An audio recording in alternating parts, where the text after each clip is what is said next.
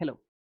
History can be extremely useful for policymakers, but it can also become dangerous when leaders use it carelessly.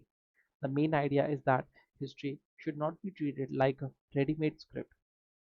It should not be used to say, this happened before, so the same thing will happen again. Instead, history should be used as a warning system. It helps the leader ask better questions. What looks similar? What is different? Where could we be misreading the situation? Odd Arne's Westard's book, The Coming Storm, which the article Foreign Affairs also discusses, make this point through a comparison between today's world and the world before 1914. Wested is not saying that another World War One is guaranteed. He is saying that some of the same dangerous conditions are visible again. Great power rivalry, rising nationalism, arms race, territorial disputes, and leaders who suspect each other's every move. Harvard's Applied History project makes a similar argument. Its approach is not to copy the past, but to study past cases so that the decision makers can think more carefully in the present. For example, if people compare today's China with Germany before World War One, that comparison can be useful only if they also ask what is different. Today's world has nuclear weapons, global supply chains, international institutions, cyber warfare, AI, and a much deeper level of economic interdependence. So, the first message is simple. History is not a prediction machine. It is more like a warning light on a dashboard. It does not tell leaders exactly what to do, but it tells them where danger may be building. The article also begins with one of the most important dangers in foreign policy, the wrong historical analogy. A historical analogy is when a leader compares a current situation with something from the past. This can be helpful, but it can also distort the judgment. During the Vietnam War, some American officials compared Ho Chi Minh to Adolf Hitler. That comparison made compromise in Vietnam look like a appeasement, similar to the 1938 Munich Agreement. Once leaders saw Vietnam through the lens, negotiations looked like weakness, and military escalation looked like resolve. But Vietnam was not Nazi Germany.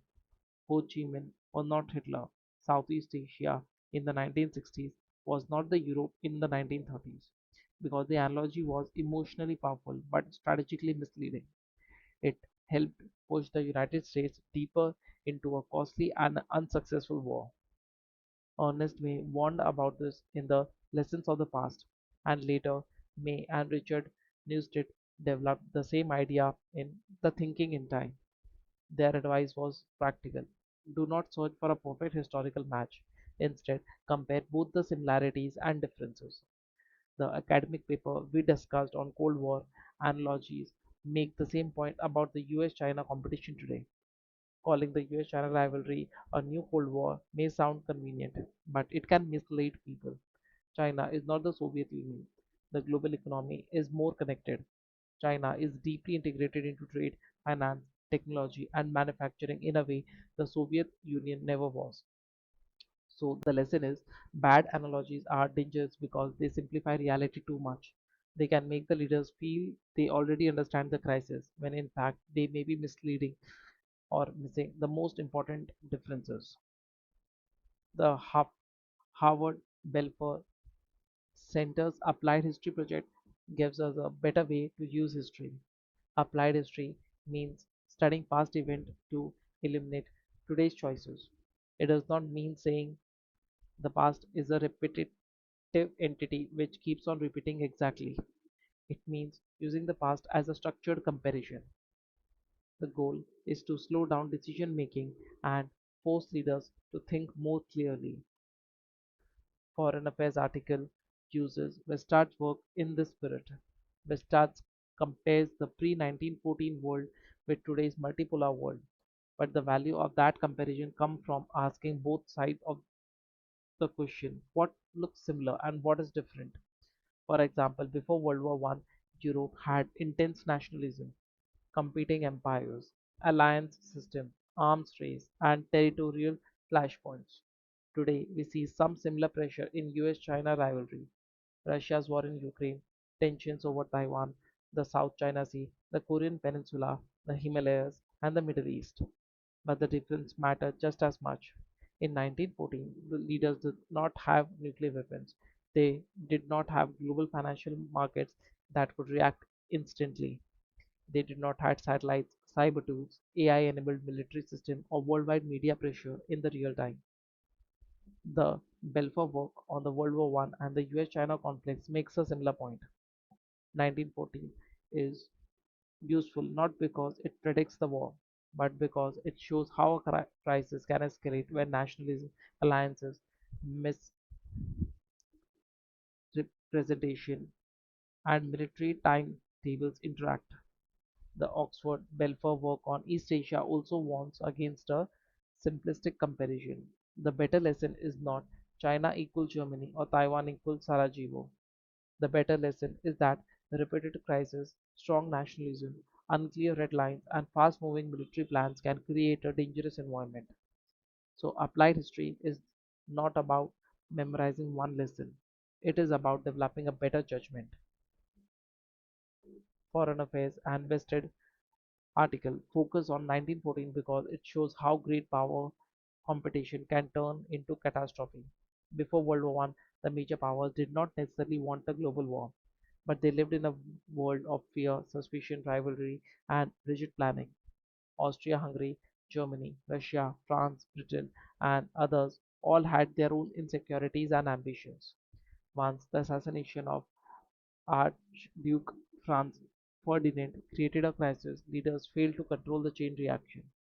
The important lesson is that war did not come from one single cause. It came from a system where many pressures were already loaded: nationalism, alliances, arms races, imperial rivalries, and military plans that rewarded speed. Loewy's discussion of the coming storm highlights this same concern in today's world. We are again moving into a more multipolar system where the United States is still powerful, but China, Russia, India, European Union, Japan, Turkey, Brazil, and others are shaping their own regions and their own interests. The Atlantic discussion of World War risk adds another point. Alliances can be stabilizing, but they can also create escalation chains if leaders misread what allies and adversaries will do. For example, a conflict over Taiwan may not remain only about Taiwan. It could involve China, the United States, Japan, semiconductor supply chains, shipping routes, financial markets, and alliances credibility.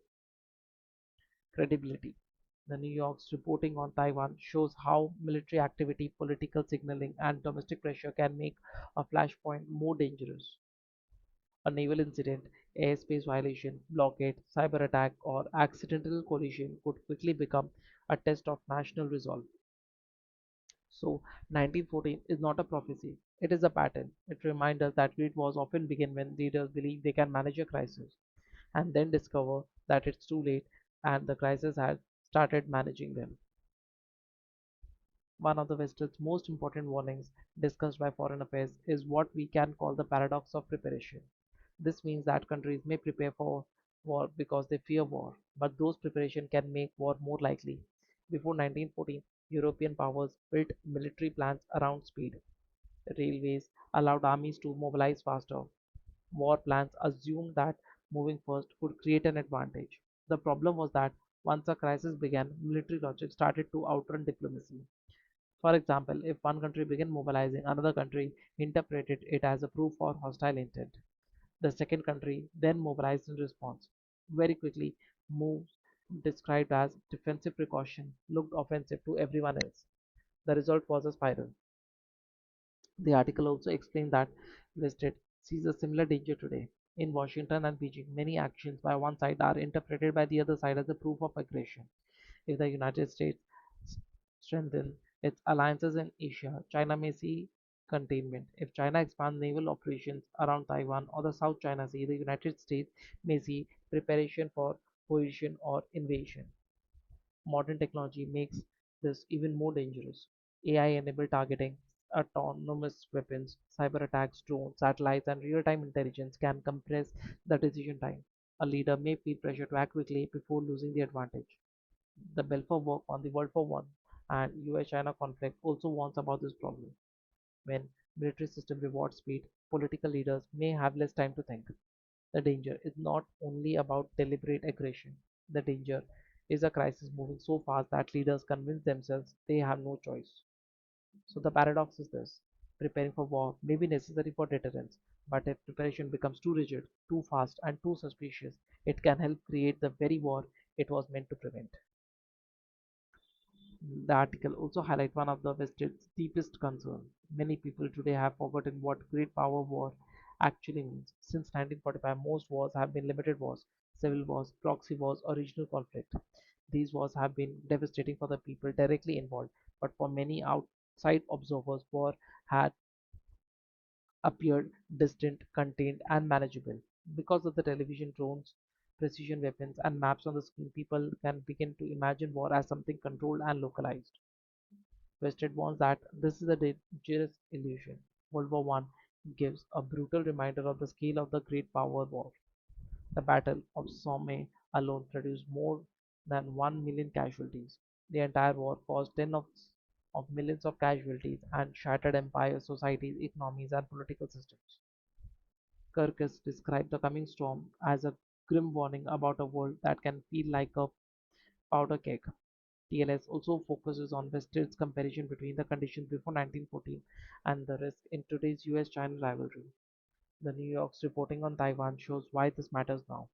A Taiwan crisis would not be only a military event. It could disrupt global semiconductor production, shipping routes, insurance market, alliances commitments, and financial systems. Japan could be pulled in. The United States could be pulled in. China's domestic politicals could harden. The crisis could spread across domains: military, cyber, economic, and diplomatic. This is why Whistler's warning is so important. Modern war may start with precision tools, but once great power collide, the effects are not precise. They can become systematic, systemic. The key point is that great power war today would not look like a small border conflict. It could become a global shock. Now, the final message is a case for peace. This does not mean a naive optimism, it means serious crisis management. Vested argument is that leaders need better diplomacy, stronger communication channels, believable deterrence, and a deep understanding of historical warning signs. Harvard's Applied History project supports this approach. History should help leaders recognize the danger before they are trapped inside it. The goal is not to say war is inevitable. The goal is to identify the conditions that made past wars more likely and reduce those conditions today. For example, one lesson from the 1914 is that leaders must keep communication open during the crisis. During the Cold War, hotlines helped Washington and Moscow manage the nuclear danger. Today, similar channels are needed between the United States and China, especially around Taiwan, South China Sea, cyber incidents, and military encounters. Another lesson is that deterrence must be believable but not reckless. NATO during the Cold War worked not only because it had military strength, but because its purpose was clear. It was designed to deter the attack, not to create constant uncertainty about the offensive intentions. The Cold War analogy paper reminds us that leaders must avoid lazy labels. If every US-China issue is treated as another Cold War battle, compromise between them become harder and every move becomes suspicious. But if leaders understand the differences, they can compete without assuming that every disagreement must become a confrontation. Loewy's discussion on Vested also reinforces the core message. Great power is not inevitable, but the condition for disaster can build quietly. History should not make leaders fatalistic. It should make them careful. Purpose of studying 1914 is not to predict the next world war, it is to prevent one.